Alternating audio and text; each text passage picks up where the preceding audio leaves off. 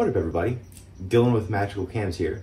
This is quite a special video, at least to me, because over the last 3 to 4 months, I've created some bioactive DIY wooden chameleon vivariums. Wow, that's a mouthful. But anyway, I will say this is part 1. This is only the build, just in case anybody's only looking for either the build or the furnishing of these enclosures. Those 2 videos will be separate. Another reason I went ahead and separated the build from the furnishing of the enclosures was because this video is already like over 50 minutes long. So I'm trying to keep everything short enough to where it's not more confusing or more complex than I already may have made it. Which odds are it's probably complex because I over-explain things. But anyway, I know y'all probably thinking like, what, you're keeping chameleons in these things? They're not screen. And yes, I am aware. And I will say that over the last couple years, the chameleon community has slowly evolved into accepting hybrid cages where some of it's screened, some of it is solid-sided. For example, my dragon strand enclosures are, you know, 2 sides, the top and the side, that are screened. My other Reptibreeze deluxe enclosures have a plexiglass front, and the sides and the back and everything else is screened. However, I do cover the back and the sides, leaving what is called a chimney effect, or creating what is called a chimney effect, where air is pushed through the bottom and out the top.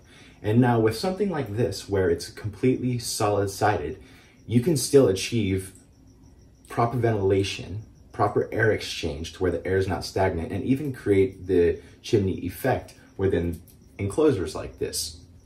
So I will say, and I'll go over this more in the furnishing part of the video about these vivariums, that's part 2, that I do use fans to circulate the air, and the fogger that I use, if you've watched that video, you'll know, blow air through the pipes during the day to push some air into all the enclosures I have. So that is pretty much just like the condensed version. Again, I'll go over the rest of that in the part 2 of this 2-part DIY chameleon vivarium series. So one last thing, I will say that I am no professional woodworker. I just have a passion for woodworking and making things for my chameleons, which in this case, the 2 correlated. So yeah, I'm just improving based off of what I learned many moons ago in 7th and 8th grade.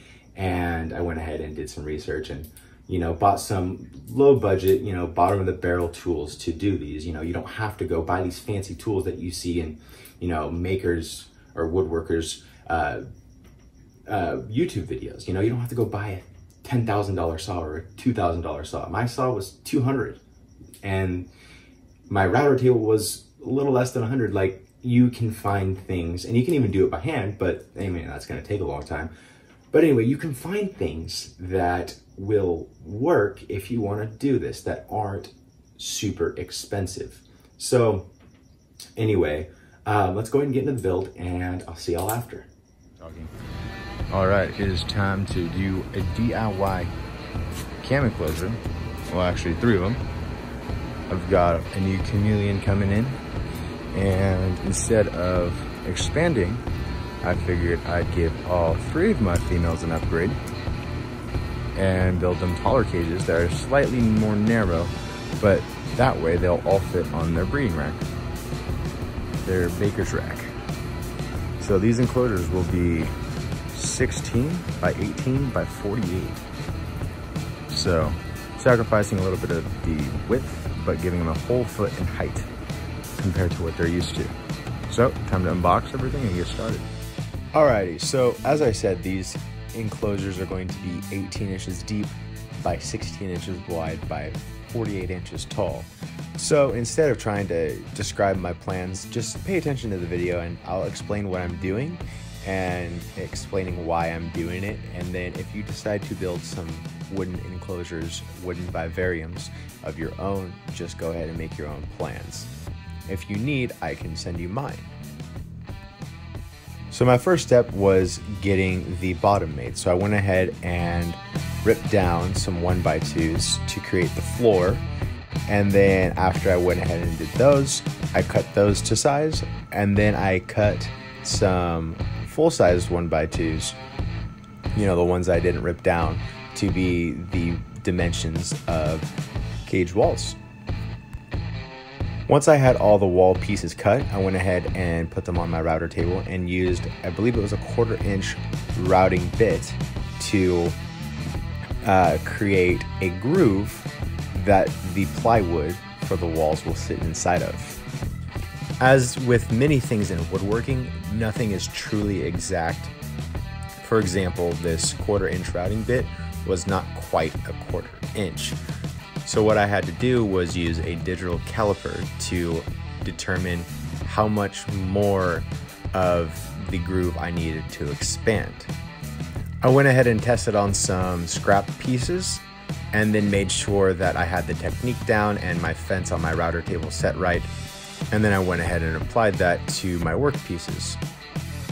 I highly suggest testing any cuts or any grooves or anything of the such on scrap pieces. Really utilize those instead of throwing them away, so that when it gets to your work pieces, you're not throwing a lot away, causing you to have to go back to the hardware store and buy more lumber. Oh, and I'm not gonna go over in this, but please make sure you're not a dumb like me, and please follow safety procedures and get familiar with these tools and how to use them before doing so, because you'll see right here that yeah, bad things can happen, and luckily right here nobody was hurt, so that's a good thing. Fatality. Once I routed out a groove inside all of those wall pieces, I went ahead and made a miter sled. Now, I won't explain here how to make this, but I will leave a link in the description below this video. Essentially what this jig does is it slides across the table saw and allows you to do perfect 45-degree cuts. Now, using the tool, the miter gauge that comes with the saw is usually inaccurate or makes it really difficult to get really clean 45-degree miter cuts for the corners of these walls. So then you can see here, I'm just using a square to show that these are perfectly square. The next thing I did was I took the plywood to my table saw and I cut it down to size. Now, typically when you cut on a table saw like this, you want to make sure that the piece you're going to end up using is against the fence or that bar in the middle of the saw. However, my table saw isn't that big, so I just made sure that when running this plywood across, I didn't put too much pressure from the outside onto the blade and cause it to bind up and everything. After taking care of the plywood, I took the plywood and the 1x2s that I plan to use for the outside of the walls and sanded those down by hand with some 120 grit sandpaper. Now, this was just to get rid of any splintering and just smooth things out, so once everything is together, there's no gaps and such. And once I did that, I dry fit everything together to ensure that it all fit together nicely. So once I was sure everything fit together, I went ahead and applied some wood glue. I used Type Bond 2 for this and applied that into the grooves and used a scrap piece of wood to spread that glue within those grooves nice and evenly. Once the glue was applied within those grooves, I then took the glue and applied it to the end of those 1x2s where those 45-degree miter cuts are, and then assembled those around the pieces of plywood. I found it extraordinarily useful using a rubber mallet here to get those pieces on all the way. So once I had everything glued up, while the glue was still wet, I used a strap clamp around it. Now, these are really nice when making things like picture frames or, you know, in my case, these walls for the cages that have these 45-degree cuts on each corner. Because what this does is it puts even pressure around the project or the media that you're trying to clamp together. And I highly suggest using this for these walls, because what will happen is if you just let it sit there or you clamp it too tight on one side, things may end up shifting and causing you to have, you know, walls that aren't square. Oh, and I almost forgot to say, don't forget to wipe off any excess glue. All right, and while all those walls are drying, or at least the last of them are drying, I went ahead and started to assemble my enclosure bottoms. So for this, you could always just throw some screws in the side of the lumber. However, I find it really easy to just use a pocket hole jig. In a nutshell, by using pocket holes, you create really strong joinery within your project, and it also makes things really simple. You know, you basically just take this little blue jig and use the special drill bit that comes in the kit to drill holes into the wood, and then you use some pocket hole screws to screw the pieces of wood together. You'll notice that I'm using some clamps here when creating these pocket holes, and then as well when I screw them together. It's important that you use a very tight clamp on these so that the lumber doesn't shift. Once you get all of your holes drilled, the next thing you'll do is you'll put in special pocket hole screws using the square-headed bit that comes in the kit. You'll also want to be sure that the collar on your drill, that little numbered part, is set to about 4 or 5, because that will stop the screws from going in too far and ruining your wood.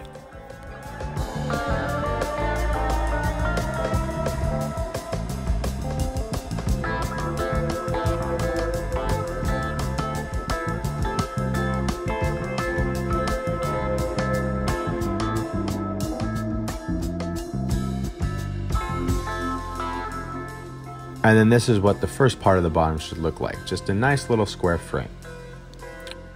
So then the next part is to drill on the plywood top, which is just going to be screwed in using some regular wood screws. I went ahead and marked the locations of where I was going to screw in. Now, this is important because you want to take into account when screwing in the sides where those screws are going to go. So if you have precise measurements of where each screw is, you'll know whether or not you're going to screw over that in the future, if that makes sense.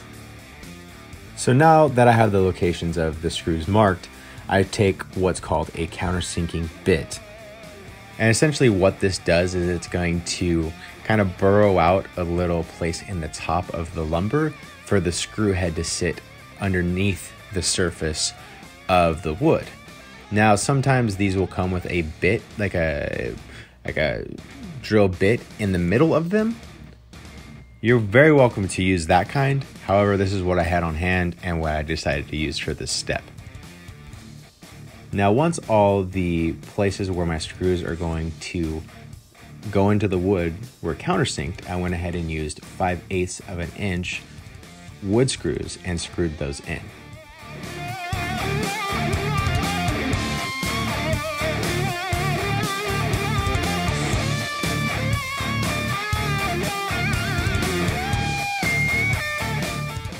And once those are screwed in, this is what I ended up having. This nice little square bottom.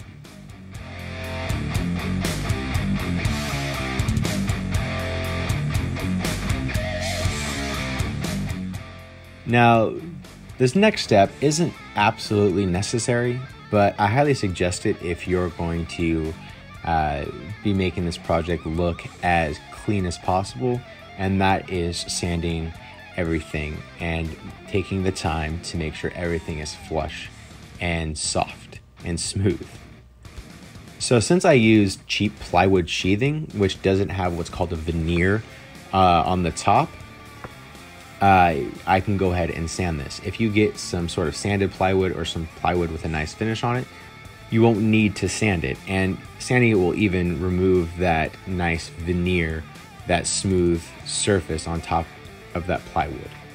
However, if you are trying to choose something cost effective like I did and choose to use plywood sheathing, the easiest way to sand it and make sure everything is even is by taking a graphite pencil and just scribbling over the surface of the part you're going to sand, and then using some 120 grit sandpaper, or maybe even a little finer than that, and just sand over those spots until all the pencil marks are gone.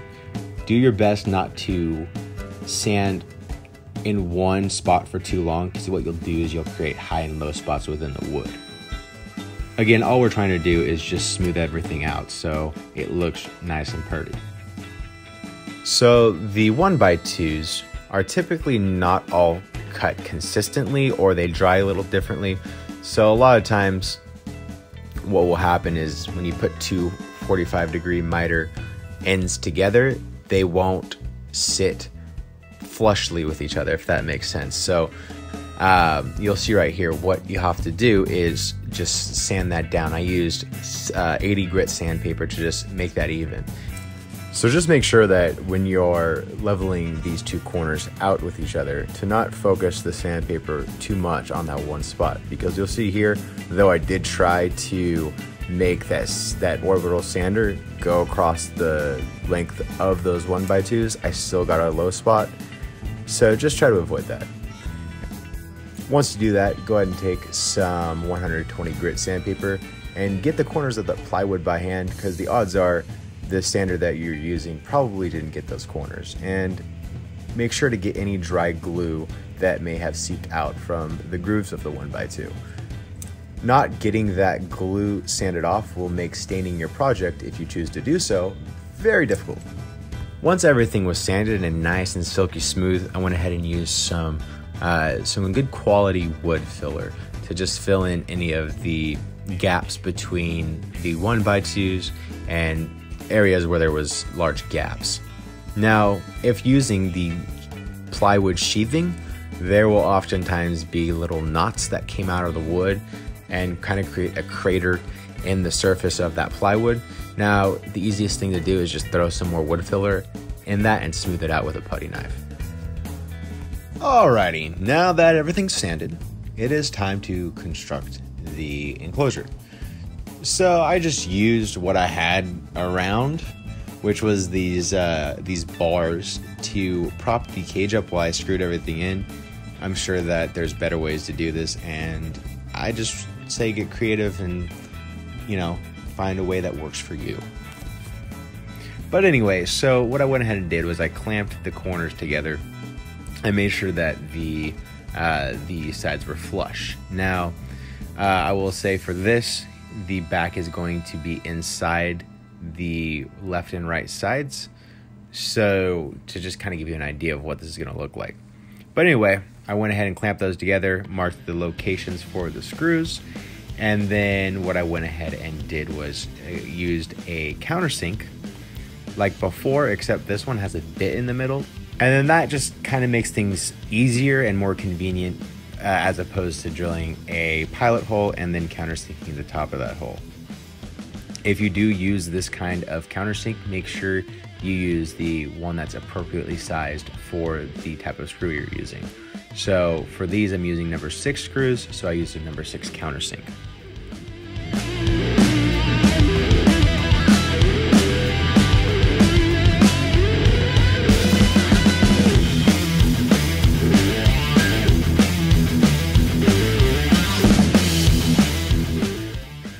Once those sides were glued together and then screwed together, what I went ahead and did was I set that U-shaped sort of structure or semblance of a cage up on its top.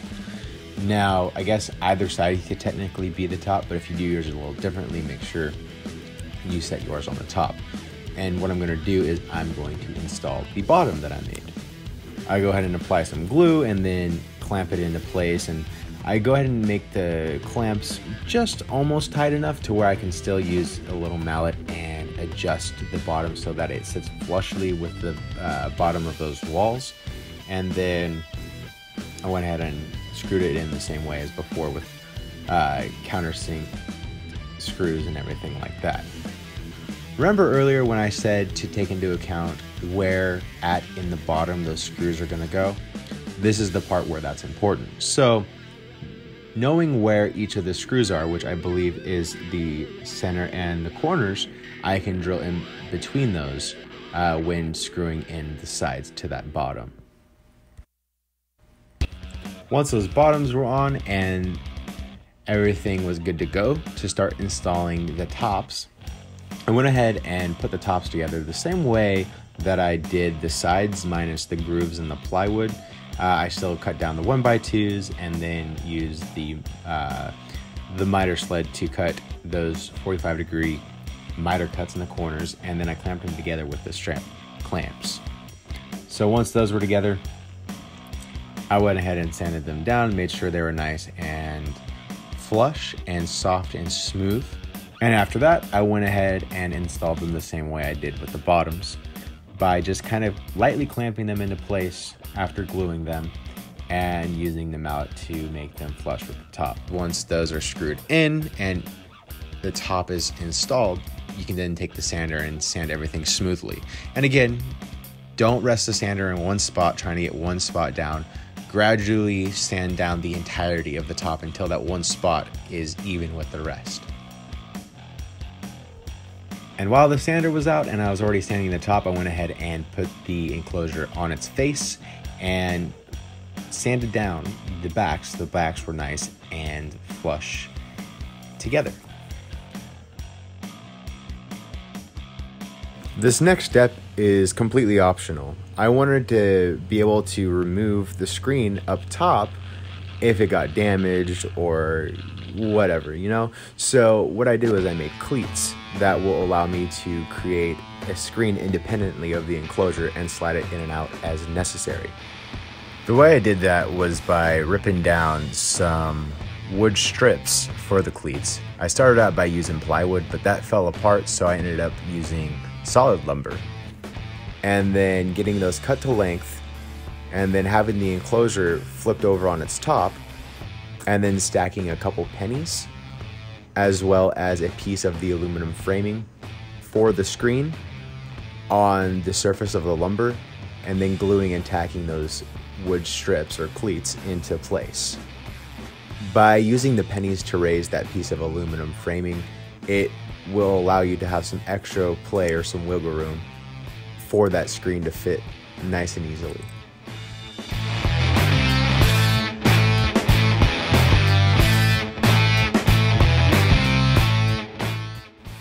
Now that I have that cleat installed for the screen in the top, the next part was to start assembling the door for the front of the enclosure. Originally, I had planned to make the door the entire height of the enclosure itself to just give it a really seamless look and a very seamless view. However, upon further thinking and planning into this project, I found that that wasn't going to be the best idea. Now, why isn't it the best idea, you ask? Like, yes, it's going to look nice, but at the same time, it's going to allow any extra water to drip out the front. So I need to make at least a small bottom portion of this enclosure completely waterproof and able to hold water. So I went ahead and made another like tiny panel the same way I made the walls of the cage. This was about 4 inches, and then I installed that in the front.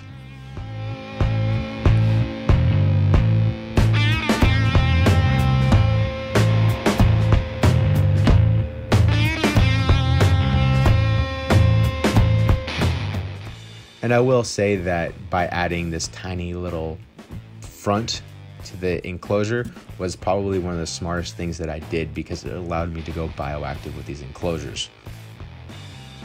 But anyway, more on that in the second video. So after I had those bottoms installed, I went ahead and used some good quality wood filler to fill in any of the pocket holes created for the screws.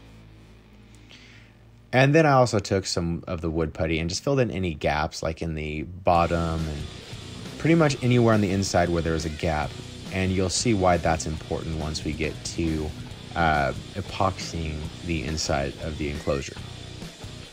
Once everything was filled, it was time to use the epoxy on the inside. However, I did take one thing into consideration before I applied the epoxy on the inside of these enclosures. So I wanted to add a cleat where the end of the door of the enclosure will rest against. That way it kind of creates a seal so no bugs can get out any cracks of the door. And also just adds a place for the door to rest against so I don't press it in too much and, you know, hurt the wood or anything like that. Ideally, I would have done this when I did the other cleats for the top screen, but sometimes things just kind of formulate as you're making them, and that's okay. But anyway, so I did make that cleat and I installed it the same way with glue and nails. Speaking of ideas formulating as projects progress, something that I needed to consider was how I was going to hang branches and plants and anything of the such inside these enclosures.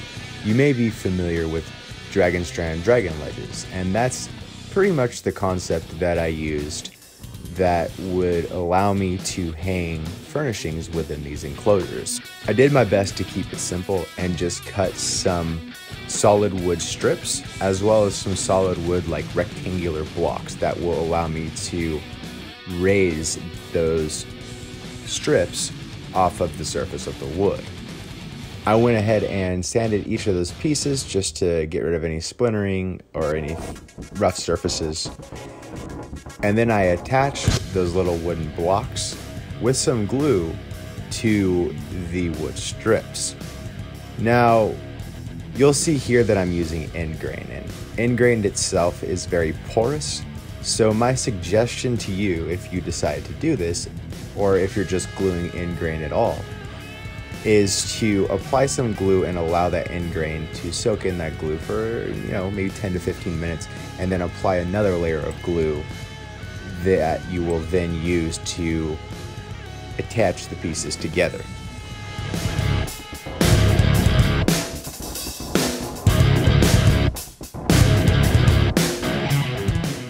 After those ledges were completely assembled, I then marked the interior of the enclosures where I would be mounting them, glued them in place, and then used the nail gun once again to tack them into place. If I could go back at all during this project, this would probably be one of those times that I would. And the only thing I would do differently with these would be to assemble them and coat them in the non-toxic epoxy I'm going to be using separately from the enclosure. And then once everything was coated in that epoxy, then I would screw in the ledges. It was just very difficult to get the epoxy as thick as it needed to be with these ledges in place. After I went ahead and tacked in those ledges, I needed a way to get those nails beneath the surface. You could always use finishing nails, which will sit below the surface, but since I'm using an inexpensive nail gun, it only takes brad nails, which has the head at the top. So an easy way to resolve this is by countersinking those nails, which is the same method that I've been using for the screws. So there's a little countersinking nail tool that you can get at the local hardware store, and essentially you just put it above the head of the nail and use a little mallet or a hammer to push those nails in a little further and then cover them with wood filler. As I thought more about it, I didn't really trust those ledges to be held in solely by glue and nails, so I measured for screws to be put in. So I went ahead and countersunk some screws in order to add some more stability to the ledges. After the last of the wood filler was dried on top of the countersunk nails, I went ahead and got the sander out again and used some 120 grit sandpaper to smooth out any areas that I used the wood filler on. Now it's time for the very last thing before applying the non-toxic epoxy liner to the interior of the enclosures. And that is taking some either 60 or 80 grit sandpaper to just rough up the surface of the inside. That way this epoxy has a nice rough surface to adhere to. It's time to coat the interior of the Vivarium. This product is called Pond Shield and it's essentially a non-toxic pond liner. It comes in an array of colors. I chose white initially because I planned for this enclosure to have bare walls, and what white does is it deflects light as opposed to absorbing it like a dark color, which is very useful for plants in order for them to utilize all the light within the enclosure. So if you get this pond armor, go ahead and follow the directions. What I went ahead and did was I took 2 parts of part A, which is the pigmented liquid, and then mixed that with the appropriate amount of 99% alcohol. And after that was mixed together, I took 1 part of part B, which is the catalyst or the hardening agent of this kit. Now, the reason for adding alcohol is to thin this out in order to make it thin enough to use a paint roller with. Also, I found that by using the alcohol, I had a little bit more work time with it because this stuff does cure very, very fast and is a bit of a pain to work with. So just be patient with it and do little parts at a time. Don't go hog wild and do the entire kit at once because it will probably end up hardening on you before you could use it all. So I started by following directions, which says to apply the first coat and let that dry for 24 hours. So this is going to be a thin coat, and essentially it's just to make sure that this product gets into the fibers of the wood. The wood filler was extraordinarily important on the inside of this enclosure for the epoxy not to seep through any cracks or any of the other areas where 2 pieces of lumber didn't quite marry just right. Then after about 24 hours, once this was all cured, I took some 80 grit sandpaper and sanded the surface of the epoxy the best I could in all the places that it was applied. Now the reason for this is it will allow better adhesion of the second and third coats. I then used some fiberglass mat to waterproof the bottom of this enclosure. I spoke with the folks over at Pond Armor, and since this is not an aquarium and won't be taking on a lot of weight from water, they did inform me that this part wasn't necessary. However, I did want to ensure that nothing was going to go wrong, and I'd rather have done this step than had to go back and do it later. I'll also say that I'm glad I did waterproof this since I did end up going bioactive with it. Anyway, in order to waterproof the bottom of these enclosures, I got some fiberglass mat, as I said, and do note that this is not the fiberglass cloth. This is more like a loose fiber as opposed to something that's woven together. I went ahead and cut some of that fiberglass mat to length and then applied some epoxy, then applied the strips and applied epoxy over that. I found it very useful to use a cheap putty knife for this to really get that fiberglass mat into the corners of the bottom. And I also found that once the epoxy started to cure and it was a little tackier, that the fiberglass mat stuck a lot more. Anyway, once that was done, I went ahead and applied my second coat. And once that second coat was tacky to the touch but didn't actually come up on my fingers, I knew it was time for the third coat. And you could even apply a fourth coat. It really just depends on how thick the epoxy you're using is. Obviously, the more alcohol you're using, the more coats you're gonna have to do. I will say that you need to make sure that you cannot see the wood underneath. This needs to be thick enough to where the wood is not exposed. Which leads me into the next issue I was having. So with the ledges already installed into the enclosure when I was doing this epoxy, I found that the corners of those ledges were kind of rejecting the epoxy itself. So I once again spoke to Butch over at Pond Shield, who told me to get fumed silica, which you can find on Amazon as Cabosil. Essentially what the Cabosil is a powdered silica, from my understanding. By mixing the powder into the epoxy, it really thickens it. And once applying the epoxy with the powder inside of it, it then enables you to apply it to a surface and create a very thick coating that will not run or smooth out. If using the Cabosil and making a really thick epoxy, it's going to dry as you place it. It's not gonna really blend in much with the rest of the epoxy. And when I noticed this, I gave up on this looking perfect on the inside. So, as Bob Ross says, it was a happy accident because I ended up using cocoa fiber liner to cover the inside of this enclosure, which was actually a win because not only can I use it for vining plants to climb up, but it also gives the chameleons an option to climb the sides if they choose to, instead of vainly trying to climb a slick epoxied surface. If you're going to use any of this pond shield for any project, I'm going to tell you to be very cautious when using it. Make sure that any hair is tied up, any skin is covered, wear gloves, because I ended up getting this on both my skin and in my beard and my head hair, and it took a long time and a lot of work to get it out of my hair and off my skin. Once the epoxy was all in place and the interior was all completed, it was then time for me to make the doors. Now, when making these doors, I suggest to take the measurements for the doors after the enclosure is built, because you'll find out with woodworking, as I've said, nothing is perfect. And though your plans may say the door should be one dimension, it may actually be another.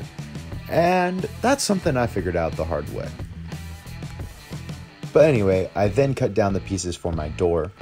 And luckily for these, since I'm using some 1/8 inch plexiglass, the kerf of the saw blade, or the width, is 1/8 of an inch, or just slightly over, so that I didn't actually have to bust out my routing table for this. I just adjusted the height of the saw blade to be 1/2 inch so that the plexiglass would sit nicely inside of the wood. Unless you have a zero clearance plate to go over that blade on your table saw, then I suggest clamping a piece of wood into place, like I did, so that lumber doesn't fall into those gaps on either side of the saw blade, causing your hand to slip, or worse, causing the lumber to chip and hurt you, or causing major kickback with that lumber. So after the lumber for the door was cut and grooved and miter cut on the corners, I went ahead and assembled it the same way I've been doing everything else, with strap clamps, except I did not glue the top part of the door. That way everything was assembled, and all that needed to be done was painting and then sliding the piece of plexiglass in, and then to put the top on. Also, I didn't want to get any epoxy or stain on the plexiglass itself, which is why I chose not to put it in until after I had done so. After I finished epoxying the door frames, I went ahead and started staining the enclosures. You might be wondering why I didn't just paint this if I wanted it to be a very deep black like that. I feel that using paint really hides the grain more than using stain. Also, I've just had better luck by using stain followed by a polyurethane, because I notice with paint it oftentimes will chip, since it's only covering the surface of the wood as opposed to stain, which is actually in the wood. Next, it was time to test fit the doors. I went ahead and took the painter's tape off that I had applied so that the epoxy didn't go where I didn't want it. And then I used a razor blade to cut off any of the excess epoxy.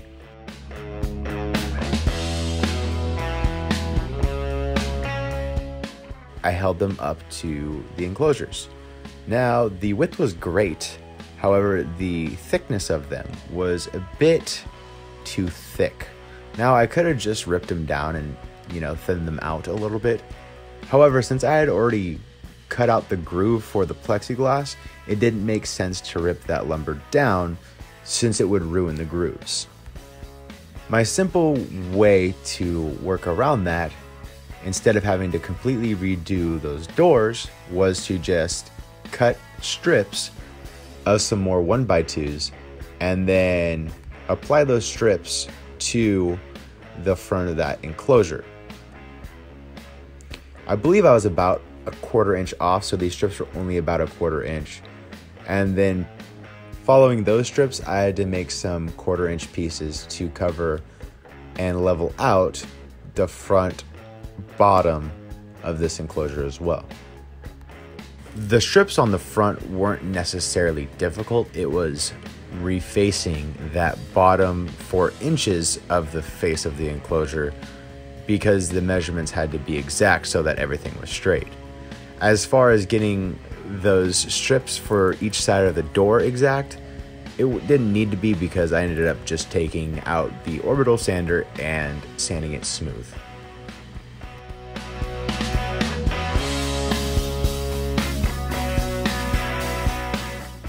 I then, of course, used some wood filler to fill in any imperfections.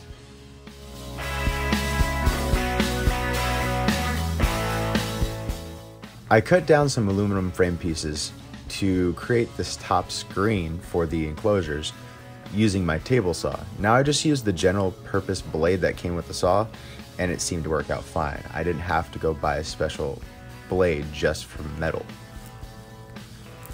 When cutting these out, I made sure to compensate for the width of these corners, which was 3/4 of an inch on each side.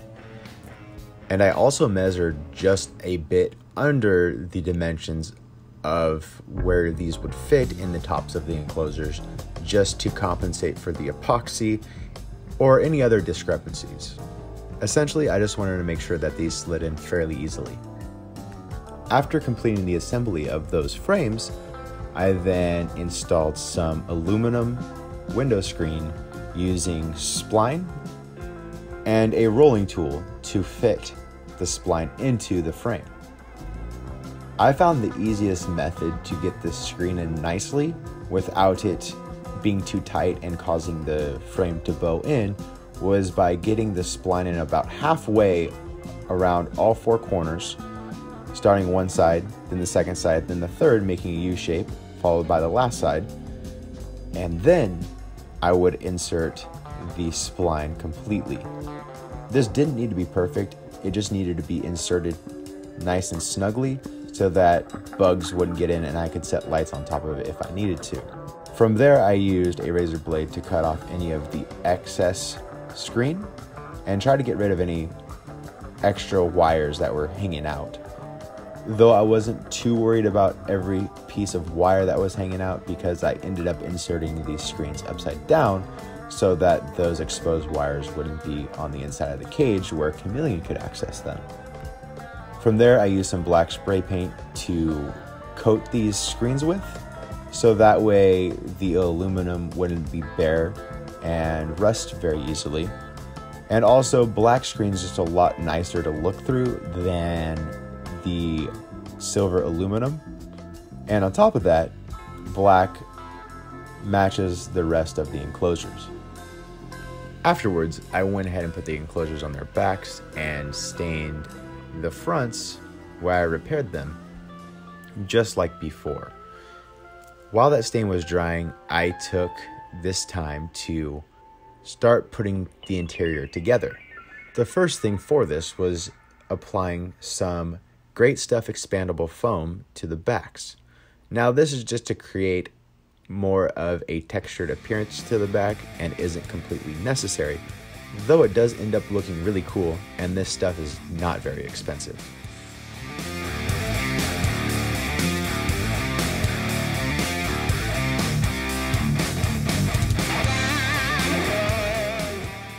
After the Great Stuff was left to dry for a couple hours but wasn't quite cured, I was then able to stand the vivariums up and apply a polyurethane coating to the stained surfaces. Once the polyurethane cured, I went ahead and set the enclosures on their back and used a serrated blade as well as a glass scraper to carve off the top of the Great Stuff foam. Essentially what you're trying to accomplish by carving the surfaces of the foam is to expose the rough foam underneath.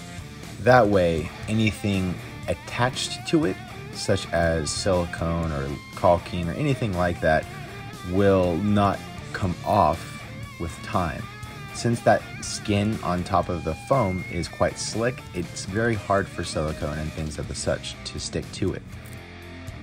After I took the time to get all of that skin off of that foam, I went ahead and vacuumed it out. I then got my huge roll of cocoa fiber liner and rolled it out from the top of the enclosure down to the bottom, and just got it pretty centered with where I wanted it to attach in the back.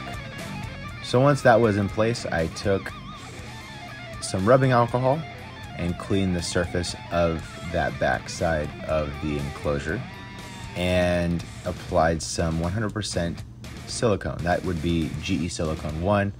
The equivalent of that is also aquarium grade silicone. Once cured, this stuff is not harmful to reptiles.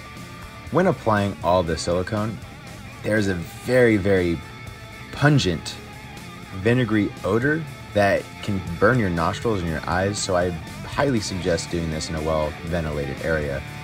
Anyway, I then pulled down the cocoa fiber liner, got it in place, and worked it around the foam the best I could. Now you'll notice I haven't cut this yet, and that is because if I had pre-cut this, it would be very difficult to get this liner perfectly on this back. Once that cocoa fiber liner was mostly in place, I cut off the top with some scissors, and then I used a razor blade to cut the sides. Now, I was sure not to cut into the epoxy and did the best I could to cut that liner, even though it can pose to be quite difficult. I didn't plan for the cuts to be perfect on this backside because I was going to end up covering the imperfections when I did the sides with cocoa fiber liner. I then formed the cocoa fiber liner around the foam once more and then placed some heavy rocks on top of it. Of course, I could have used anything heavy. This is just the heaviest stuff I had around at the time. And the reason for that is to make sure that that cocoa fiber liner really attaches to the back of the enclosure. I let that sit overnight so that the silicone could cure properly, and then it was time to do the sides with cocoa fiber liner. This time, however, I made sure that I pre-cut the sides so that the edges of the cocoa fiber liner were very clean. I applied those the same way by using a liberal amount of silicone, and then forming the cocoa fiber liner around the ledges inside the enclosure.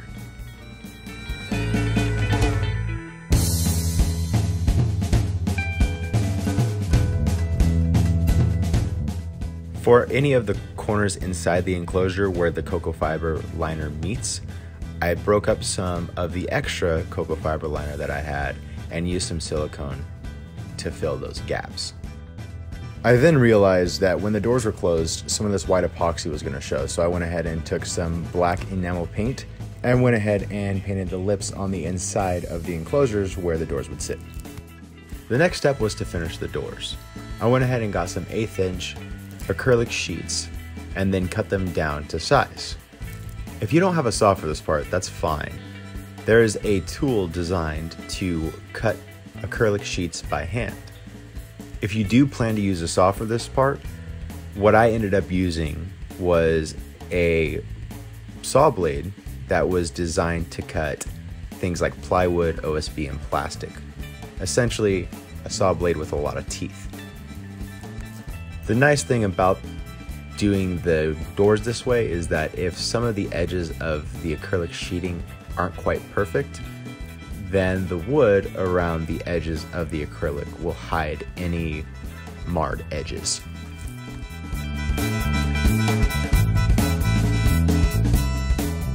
I took those cut acrylic sheets and then inserted them into the partially completed door frames. Once they were in place, I went ahead and added the last side with some glue and then used my strap clamps to keep them together. To ensure no water got in the raw wood where those grooves are for the acrylic panels, I then took some black latex caulking and applied that around the edges of where the wood and the acrylic meet. So the easiest and cleanest way to do this is to apply some painter's tape before and then apply the latex caulking with a caulking gun and then use a finger to smooth it out. Immediately after smoothing it out, I then took off the tape to ensure that line was as clean as possible and to make sure that that latex caulking did not stick to the tape once it was cured.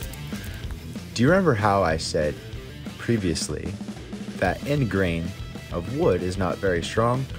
Well, I did run into that problem, and to fast forward a bit into the future, once these vivariums were in use, those end-grain corners that were glued together did not end up holding. So I had to go back and screw them together so they held together nice and strongly. For this, I used number 8 1-inch screws, countersunk some holes, as I've done many times in this video, and then screwed in the screws and made sure that they were tight.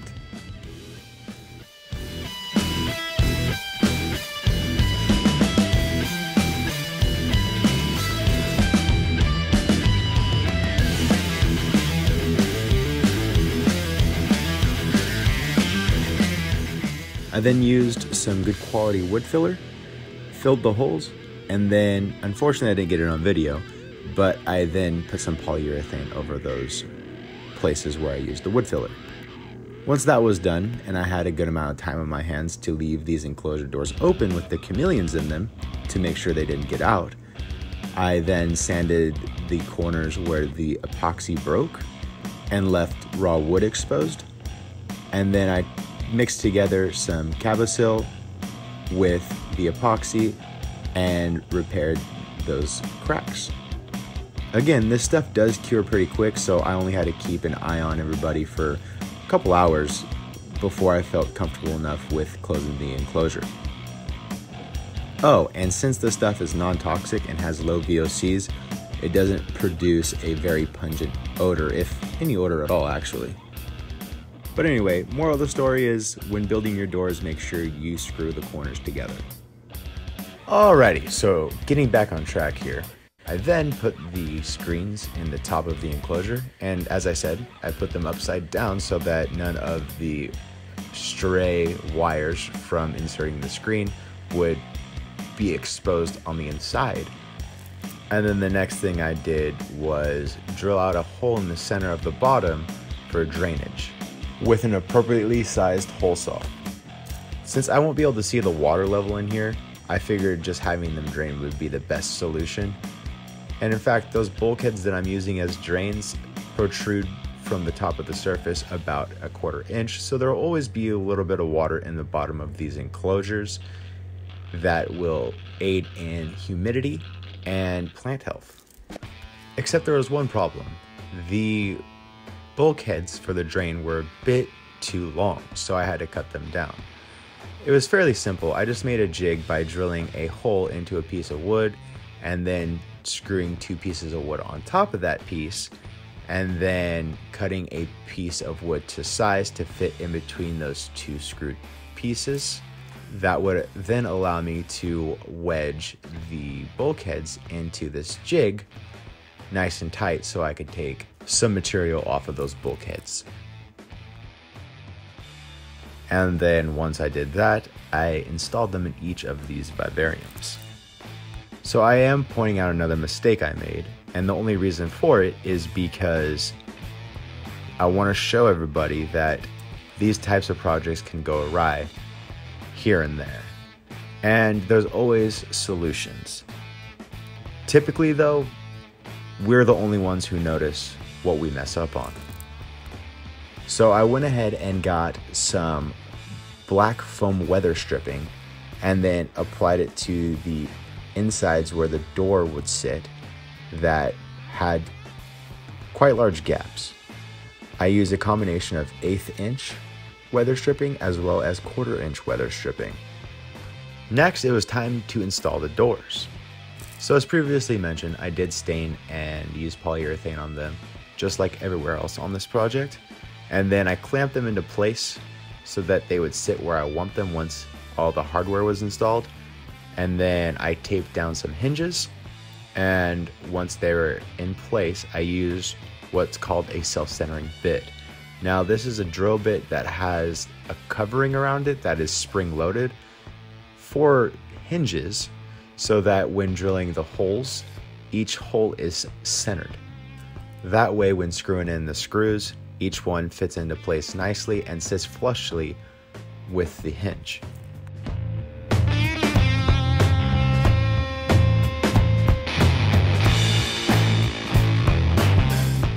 After the hinges were installed, I went ahead and used some latches and installed them the same way with the self-centering bit.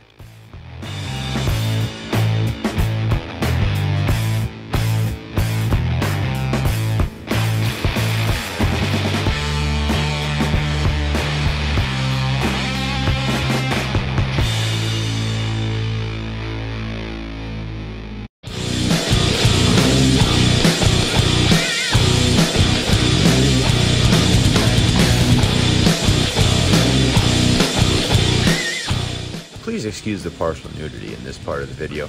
It was quite hot and unbearable to work with a shirt on.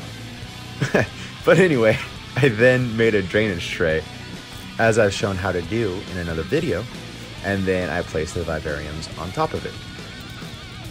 I made the drainage tray so that these cages sat perfectly on top of it.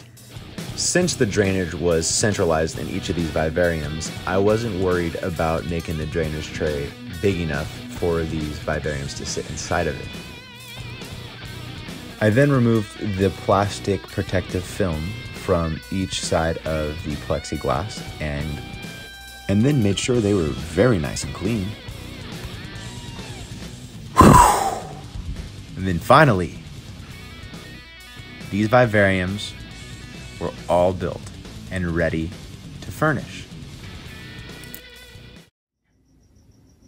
Anyway, that pretty much wraps it up. I hope that the video wasn't too confusing and, I hope everything was concise and to the point. And if I over-explain things, I guess that's kind of good because, I guess there's no detail missed. I will say, please, please, please be aware of any safety precautions and know how to use the tools, power tools especially, before you use them. I don't want anybody getting hurt because they saw these and were inspired. And then they come back and like, hey, Dylan, well, I cut my finger off.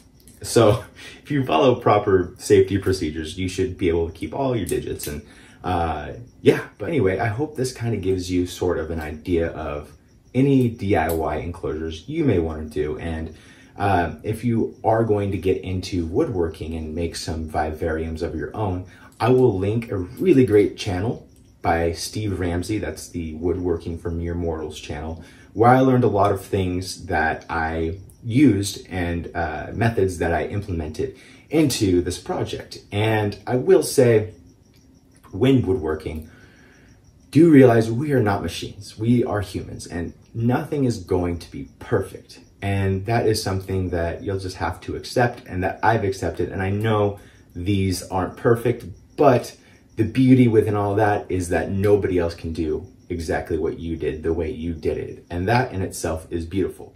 So I will say, don't put a time frame on it. Work on it when you have time. Enjoy it and have fun with it. Rushing into something and trying to rush to get it done and, cutting corners or even being too much of a perfectionist can really be detrimental to the overall finished product that you're creating. So, but anyway, I hope this really inspires you to create something gorgeous to improve the living situation or just to make your chameleon or other reptile happy. So, just when you're doing this, imagine the sheer joy you'll have when you see your chameleon or other reptile in the enclosure and just extraordinarily happy, and just tell yourself like, I did that. That is such a satisfying feeling. So with the three girls I have in here, I can tell the difference in their behavior and just how happy they are. It's like night and day in comparison to the enclosures they were in before. They just absolutely love this. And for me, that is a win and it just feels awesome. But anyway, if you have any questions for me or you want the plans for these, then go ahead and message me. You can find me at Instagram. That's at Magickal Chams. You can go ahead and find me on Facebook. That's facebook.com/Magickal Chams. And you can reach me by email. That's magicalchams@gmail.com. And feel free to go on to the Magickal Chams website. That's magicalchams.com, and explore that and learn a little bit more about me and the chameleons and just what Magickal Chams is about. But anyway, thanks for watching the video and good luck on your woodworking journey.